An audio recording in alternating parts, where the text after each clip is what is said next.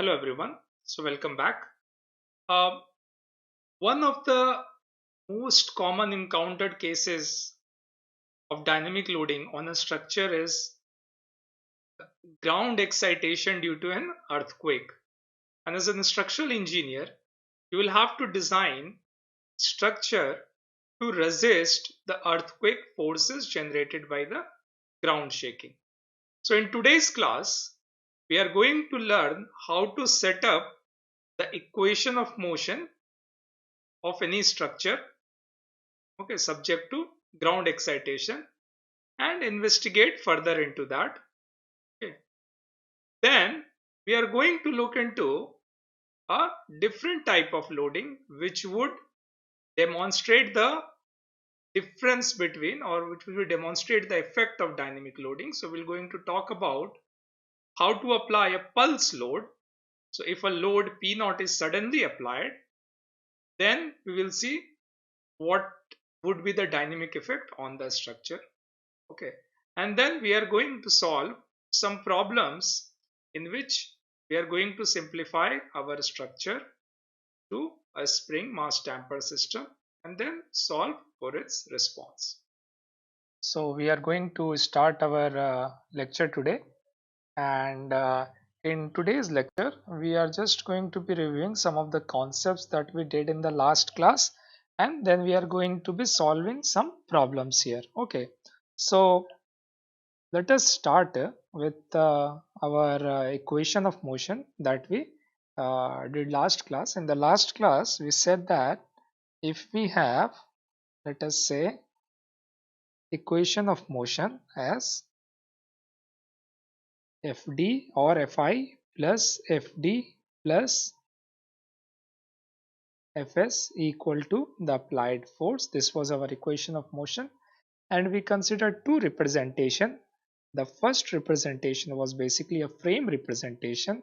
This representation is better suited for people with a structural engineering background, and what we assume that the whole mass of the frame is concentrated at a level, okay, and then under the action of an external load Pt, it actually deforms by deformation, let us say u, okay, and if it's a damped system then there was also damper connected in between.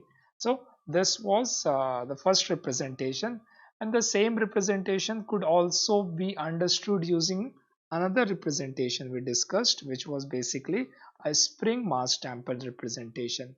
Okay, and a spring mass representation damper is more frequent, like it's used more frequently in mechanical vibration subject, okay, or in physics. Okay, so in this spring mass representation, again I have the same mass m here, the stiffness k, damping coefficient c, and under the action of this applied load here, it undergoes a displacement u. Okay, so these two representation we considered, and if we had, let us say, a linear system, so for a linear system we said that my spring force or the stiffness force would be simply k times u, and for linear damper it would be simply c times velocity, so that I can write my equation of motion as mu double dot plus cu dot plus ku, and that should be equal to p of t. Okay, and this is a second order differential equation. Okay, second order differential equation, right? Okay, so this was in general when there is a force P of T that was being applied on the structure. Now we also saw that if we had an earthquake excitation in which there was a ground, so for an earthquake excitation the same equation can be adapted to be written in a different form. So for an earthquake excitation, okay, with ground acceleration represented by UGT and displacement basically represented by UG t here, and the acceleration ug double dot t. So we saw that the total displacement of this frame that we had, okay, there would be a rigid component, okay, due to rigid motion of the body due to ground displacement, okay. So this is ug of t, okay, and then there would be a further deformation due to the response of the structure. So in this case it would be something like this, okay. So initially I had a mass here which finally shifted it here, okay. So this, remember that this is ug of t here, and then the displacement of the structure I am representing as u of t. So the total displacement of the structure can be written as ground displacement plus the relative displacement of the structure, or the single degree of freedom representation of the structure, okay. And same would be the relationship if you double differentiate it, you would again get ug of double of t and then u double dot t, okay. So this is the representation. Now similarly, if we consider the free body diagram of this, remember that there is only fi, fd and fs here. There is no external force as such that we had at the top of the structure p of t, okay. And we said that for a inertial force is always due to total acceleration. However, the damping and the stiffness force is due to the deformation of the structure. So the rigid body motion, which is basically ug of t, which is the rigid offset, it is not going to produce any stiffness force in the structure because it does not produce any deformation in the structure, okay. Similarly for the damping is contributed by the velocity in the structure with respect to its base, and for that representation you could only have velocity with if the structure is deforming and undergoing a let us say a velocity u dot, okay. So that's why we could write it as m of ug of t plus the relative acceleration, and fd I can write it as c of u of t and then fs as a of u of t, and that should be equal to 0. And I was able to write this equation as, reformulate it and write it as, okay, kut. I will bring the ug double dot t on the right hand side and then write it as this term here, which is basically the same as the equation that we discussed earlier, this equation, okay, or the equation here, except there is a difference that now we have a p effective here, which is represented by the mass of the structure times the ground acceleration, and this is basically the earthquake force that acts on the structure. So earthquake force on a structure is acts opposite to the direction of the ground acceleration, and it is mass times mass of the structure times the ground acceleration, okay. So just keep that in mind, okay. So the next step that comes, that if I have a second order differential equation, how do we solve it? And so if I have this equation of motion here, let's again consider, let me write that again. How do I solve this? So depending upon whether it is a free vibration, okay, a free vibration, so for free vibration your pt is equal to 0, or whether it is an undamped system. So for an undamped system your c is equal to 0, or a damped system, okay, c is not equal to 0. I could obtain different solution, or the basically the expression for u of t, okay. And that we are going to do in the subsequent chapter when we are going to study free vibration and the response of undamped and the damped system subject to periodic and non-periodic loadings, okay. But what I want to show you here today is that through a simple example, how a load that is applied suddenly, or you can call it like dynamically, how does it differ from the load that is applied statically, and how would actually the response would differ, okay. So for example, Let me take an example here. In this example, I'm basically applying a step force in which the load P0 is applied. Okay, but it is applied suddenly. Okay,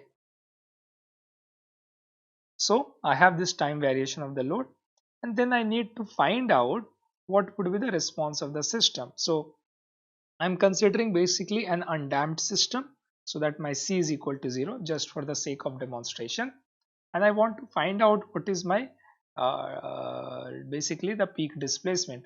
Now if you remember from your undergraduate classes before, if you were told that there is a force P naught in a spring that has a spring constant as K, the deformation, it was said, and I'm going to represent it as U static, it could be simply calculated as P naught by K. Correct? Now let us see if I apply this step force suddenly, and then if I have available the time variation of the PT, okay, then I'm going to solve the equation of motion, and then I'm going to see whether my dynamic response is any different from this value and how much actually is that difference. Okay, so in this case I have given the force PT, which is P naught for all time greater than equal to 0. Okay, and my, because it's an undamped system, my equation of motion becomes mu dot plus ku is equal to Et, which is here is P naught. So my goal is to solve this equation. Okay, and we are going to come to like in a few subsequent chapters, how do we solve this differential equation. I just want to give an overview that how do we solve the second order differential equation. Okay, so for a second order differential equation, okay, the total solution ut is represented by sum of a particular solution and then sum of complementary solution, which is also called homogeneous solution. Okay, so a particular solution is any solution that satisfies this equation. Okay, so any solution that satisfies the equation, your equation of motion, can be used as a particular solution. So for in this case, I can directly look at that if I substitute up equal to P naught by K, then the double differentiation of upt is actually 0, and then I get P naught equal to P naught. So this could be used as a particular solution. Okay, and then I have to find out complementary or homogeneous solution, which is basically finding out the solution of this equation here. Okay, K of uc of t equal to 0. So we set the right hand side equal to 0, and that's why we call it a homogeneous solution. Okay, and then we try to find out the value of, or the expression for uc of t.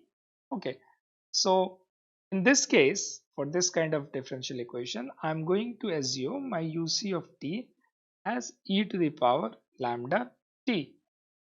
Okay, and when I substitute in the above equation, what do I get as m e to the power, or let me write here, m lambda square, because it's a double differential, e to the power lambda t, okay, plus k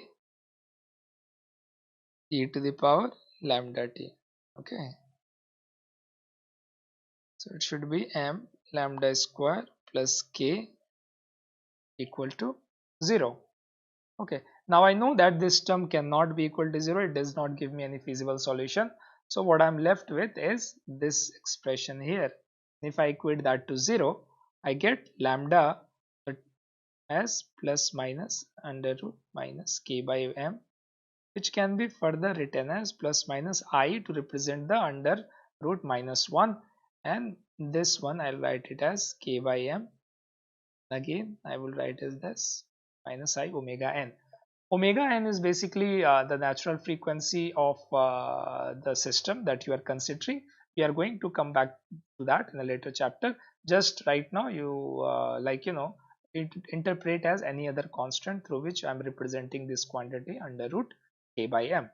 Okay, so I have two roots here, lambda 1 which is I omega n, and the lambda 2 which is minus I omega n. Okay, so if I have two roots, the solution of this complementary this equation right here, okay, can be written as a linear combination of both roots. Okay, so I would write that as, remember that I had assumed this has to be the solution, so linear combination of the two solution, a e to the power lambda 1t and b e to the power lambda 2t, okay, which would nothing but a to the power I omega n t plus b e to the power minus I omega n t.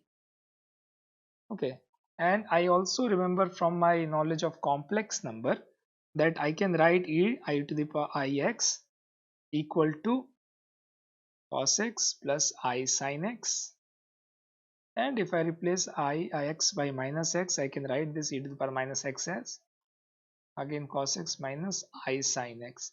Okay, so I'll do that here. Okay, and then rearrange the terms to obtain a plus b cos omega n t plus I a minus b sin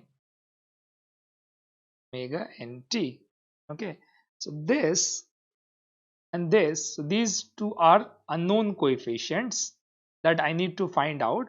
I'm going to represent them with two unknown coefficients here, and I can write it as at c cos omega n t plus d sin omega n t. Okay, so this is the complementary or the homogeneous solution. So the total solution of the initial differential equation, I can write it as u particular plus u complementary. Okay, and this would be p naught by k plus c cos omega n t plus d sin omega n t. Now you see that we consider a second order differential equation, and now we have two unknown constants. So we need two conditions to actually find out the specific solution to our differential equation. Okay, and where those two conditions are going to come from? Well, it comes from the initial conditions for a dynamic problem. Okay, so the initial conditions in a equation of motion would be your initial velocity and initial initial displacement and initial velocity. Okay, and in this case, because it is given that initially, like they were at rest, suddenly a force is applied, so I can assume that u0 and u dot 0 both to be equal to 0. Okay, for my case. Okay, so you can substitute that in this equation here to obtain the value of the constant c and d. Okay, and you will see that, okay, you will get the final solution as p naught by k 1 minus cos omega n t, right? So this is the solution that I have, okay, due to the step force that is being applied to my single degree of freedom system. So let me just write it again here or redraw it again. So I have pt here, and then I have t here, and this is p naught. Now remember, had it been a static problem, then my u static would have been just p naught by k.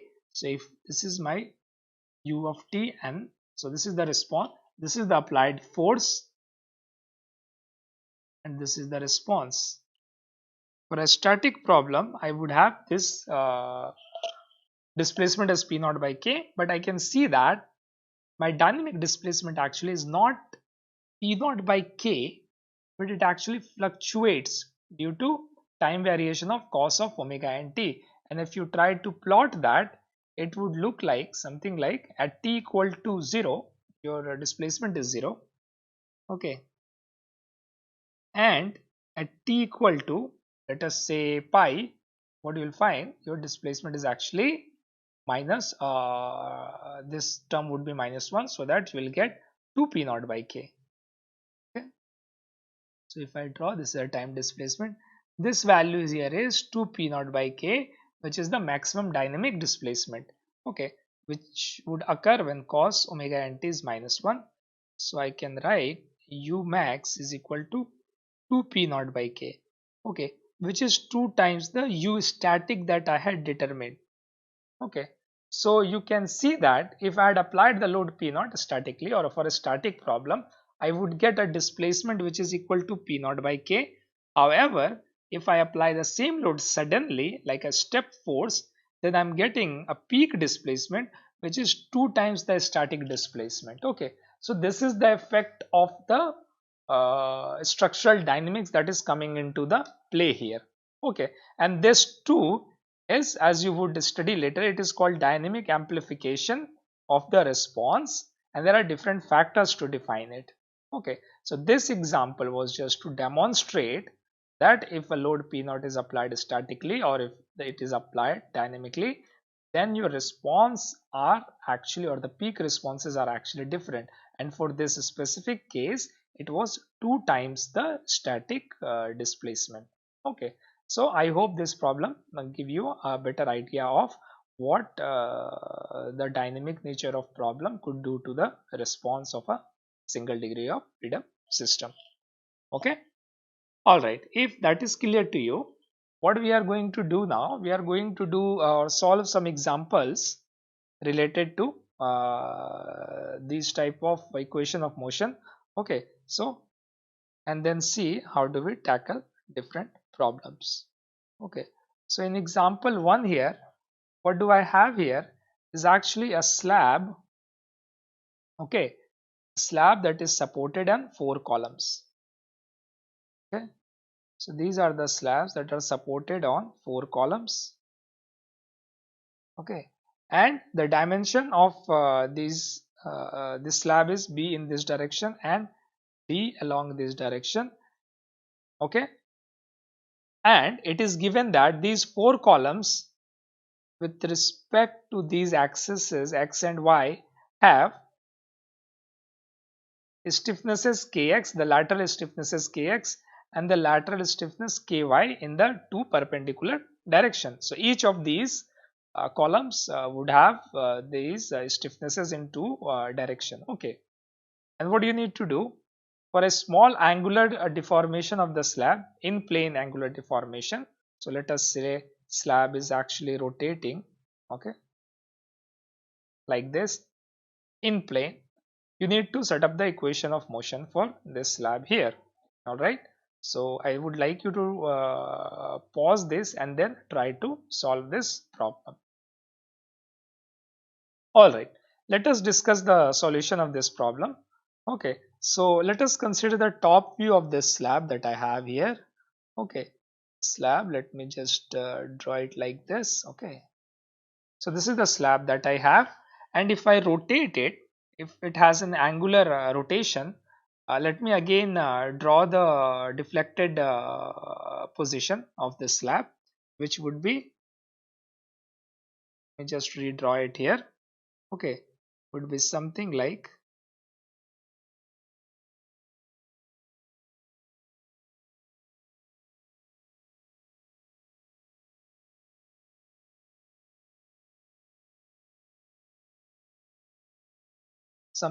this. Okay, sorry for the bad drawing, but figuratively, like, it just does the job.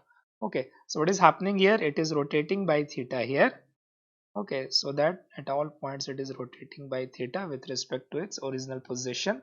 Okay, now remember, as it rotates, okay, at any corner, the horizontal displacement is the same displacement that I have here, which is represented by the half of this length, which is d by 2, okay, times the angle. So this displacement, horizontal displacement, is d by 2 theta. Similarly, the vertical displacement at this point is nothing but the half of this length, which is b by 2 times this angular displacement, which is b by 2 times theta. And same would be the displacement at all the 4 corners. Okay, and like, if you want, you can do the same thing, you can derive the same thing by considering the angular displacement by plotting a line and then doing it like this. Okay, this is just a simple way of considering that whatever the horizontal displacement at this point, okay, at this point here would be the same horizontal displacement at this point. The vertical displacement of this point would be the vertical displacement of the slab at horizontal position. Okay, now when it tries to rotate it like that, what will happen? Yes, there the column would apply a force in this direction, which would be kx times the horizontal displacement, which is d by 2 theta, and in this direction, which would be, okay, ky times b by 2 times theta. And same would be the case at other corners as well. For example, here it would apply in this direction, okay, and in this direction, okay, and at this point it is going to apply in this direction and in this direction, and at this point it is going to apply in this direction and in this direction. And the one thing that is common, that at each corner each pair of these forces are actually creating clockwise moment about this point, the center of this slab.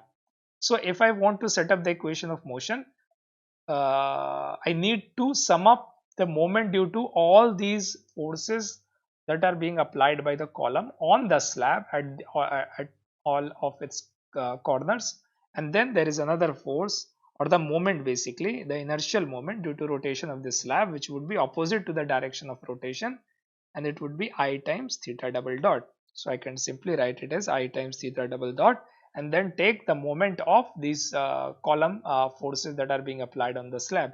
So it would be, first force would be kx times d by 2 times theta, and the moment of this force about the center would be again d by 2 plus ky b by 2 times theta, and the moment about center would be would be obtained by multiplying with the lever arm b by 2, and this times 4. As you can see, it is producing the same moment at all the four corners, so I will multiply it with 4 to get the final equation. Okay, so I can write it as final equation of motion as kx d square plus ky b square times theta equal to 0. Okay, so this is my final equation of motion for this given problem. Okay, all right, once that is clear, let us discuss another example. Okay, example 2 here. In this example, what do I have? I actually have a rigid bar here. Okay, so let me draw a rigid bar. Okay, it is connected to a pin connection, pin support at 1/3 of its length. Okay, and there are 3 springs, each of stiffness k, okay, connected to this rigid bar at length L by 3, L by 3 and L by 3 from each other. Okay, and what I need to do again is to set up the equation of motion for an angular rotation of this bar. Okay, and the mass of the bar is m, and as I said, the total length is L. Okay, so take some time and solve this problem. Okay, let us discuss the solution to this problem. Okay, first let me draw the initial position and the deformed position for an angular rotation. So let us say it rotates in clockwise direction by an angle theta. So let us say the rotation is in this direction by angle theta. Okay, due to this rotation, the springs at the leftmost end would be stretched by a deformation, and I can find that out as L by 3 times theta, and this second spring is going to compressed by L by 3 times theta, and the third spring would be 2L by 3 times theta. Okay, so in terms of forces, this spring is going to apply a downward force, and these two springs are going to apply upward forces like this. Okay, and if you consider the free body diagram, due to clockwise rotation, there would be an inertial movement which would be applied anti-clockwise.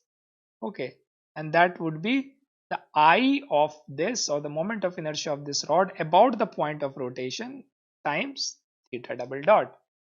Okay, so if I take an moment of all these forces and equate it to 0 about the point of rotation O, which is the pin support. Okay, let us see what do I get. I get I theta double dot plus the moment of this force. All these three forces, spring forces, are in the same direction, the counterclockwise direction. Okay, so it would be KL by 3, which is the spring force, times the lever arm about the point of rotation is L by 3. Okay, again for the second spring, KL by 3 times theta times L by 3, and then the rightmost spring would be K 2L by 3 times theta into 12 by 3, and that should be equal to 0. Okay, now the I of this bar about the point of rotation would be I of this bar about its center of mass plus the mass of the bar times the distance of the point of rotation from the center of mass, which I can calculate as this. Okay, and this I can write it as ml square by 12 and this as ml square by 36, which eventually gives me ml square by 9. Okay, so I'll substitute that here, ml square by 9 plus this I would get as 6 kl square by 9 times theta equal to 0. There is another theta double dot term here. Okay, so the final equation of motion would be ml square, or I can just divide that and I can write it as theta double dot plus 6k divided by m times theta equal to 0. So this is the final equation of motion for this system that is shown here. Okay, all right, let us go ahead and do example 3. Okay. So in example 3, what do I have? It's not a very difficult problem, but I just want to demonstrate you the concept of rotation and twisting. Okay, so in this case, what do I have? I have a thin shaft here, okay, which is rigidly connected to a disc. Okay, the polar moment of inertia of this shaft, okay, can be calculated from its diameter d. The radius of this disc is r. Okay, the mass of this disc is m. Okay, the shear modulus of this shaft is actually g. Okay, let me see. Do you need anything else? Yeah, you need the length of this shaft. Now, can you imagine if I try to provide twist to this disc? Okay, what is going to happen? Remember that disc in its own plane is very rigid compared to the twisting stiffness of the shaft. So all the twisting is going to happen in the shaft. And if you remember, if I have two spring in series, let's say K1 and K2, okay, where let us say K1 is less than K2, so K equivalent is actually decided by the whatever the most flexible spring is. In this case, it would be approximately K1.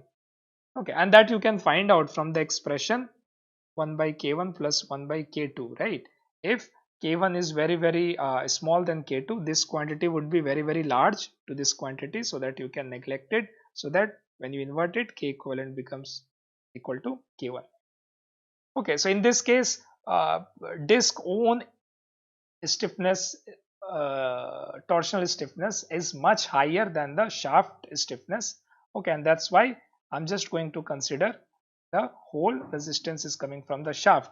And if you remember from your solid mechanics class, if I have a shaft of length L, okay, and then shear modulus G and polar moment of inertia J, okay, and if I apply a twisting moment on this shaft, okay, the relationship between this twisting moment and the twist in this shaft, so if I project it here, let us say this is deforming by theta, this I can write it as jg by L times theta, which is the basically the rotational stiffness or the twisting stiffness of this shaft right here. Okay, so if you consider the free body diagram of this disk and then assume that it is rotating by theta, remember the same would be the rotation in the shaft. Okay, so shaft is going to apply an equal and opposite moment which I have here, which would be M of this shaft. Let us say it is ms. Okay, and because I'm rotating it by theta, what will happen? I need to again include in the free body diagram a rotational inertia, okay, which would be whatever the mass moment of inertia of this disk times theta double dot. Okay, so if I take moment of all the forces about center, I can write it as I theta double dot plus ms, that should be equal to 0, and I know that my ms is this. Okay, so I write it as mr square by 2, okay, plus jg by L times theta, that should be equal to 0. And if you remember, the polar moment of inertia of a shaft is given by the formula pi d4 by 32. Okay, so that you can use here. All right, so this was our third example. Okay, let us go through another example, which is example 4 here. Okay, and in this example, what do I have? I have two concentric disks which are rigidly connected to each other. Okay, so I'm going to draw the figure here, and there is a string which is connected to this internal disk, and there is a mass hanging from this disk. Okay, and there is a spring connected to the outer disk, and then the stiffness of this spring is K, the internal radius is R, and the external radius is 2R. The mass here is M. Okay, so you need to set up the equation of motion for this system. Okay, so pause the video here and then take some time to attempt this problem and see what do you get as final answer. Okay, all right, let us discuss the problem. Okay, now for this setup that I have here, let us consider the motion from the initial equilibrium position. Remember, it is not the undeformed position but the equilibrium position that I'm considering. All right, and if you remember, gravity load need not to be considered if I'm considering the motion from the equilibrium position, and if initially the gravity load was being balanced by a spring, okay, deformation in the spring, which is the case here. So I don't need to consider that gravity load in the equation of motion or the free body diagram. Okay, so if I consider the free body diagram of the mass here, okay, all right, what are the forces acting on this mass? The mass is going down, so there would be inertial force which is acting upwards, which would be mu double dot, and then there is a tension in this string here. All right, and I'm saying that this is coming down by u. Now can I say if this string comes down by u, okay, the circumferential rotation of this inner disk would also be u, so that the angular rotation of the inner disk, okay, so I'm saying that it is coming here by u, okay, so that this theta that I get, okay, would be how much? Okay, this theta would be u divided by the inner radius of the inner disk, okay, which is r. Okay, and same would be the rotation of the outer disk as well. However, the circumferential rotation distance would be actually 2r times theta, which if I substitute the value of theta, it would be 2u, and the same would be the extension in this spring here. Okay, so the force in the spring would be actually K times 2q, okay, which is the deformation in the string, and that would be the force that would be applied on this outer disk by this spring. So if I consider the free body diagram of the whole disk arrangement, okay, I would have force 2ku acting here, I have force T which is acting here. Okay, remember that these do not have any mass themselves. Okay, so if I take the moment of all the forces about the center of the disk, I get T times R is equal to 2 Ku times 2R. So that gives me T as 4 Ku. So now I know that what is my force in the string, I can write down the equation of motion of this mass, okay, which would be nothing but mu double dot plus t, and that should be equal to 0, which I can write it as mu double dot plus 4 au, and that should be equal to 0. All right. Okay, now let us see our example 5. In example 5, I again have a spring mass system, except in this case, okay, uh, I do not have a block, but I have a rotational disc here. Okay, and I need to find out what is the equation of motion if there is rolling without slipping. Okay, so if that is the condition and these constants are given to you, okay, the radius is basically r here, you need to find the equation of motion of this system here. All right. Okay, so take some time and then try to attempt this problem, so that we are going to come back to again this later and then solve it. All right.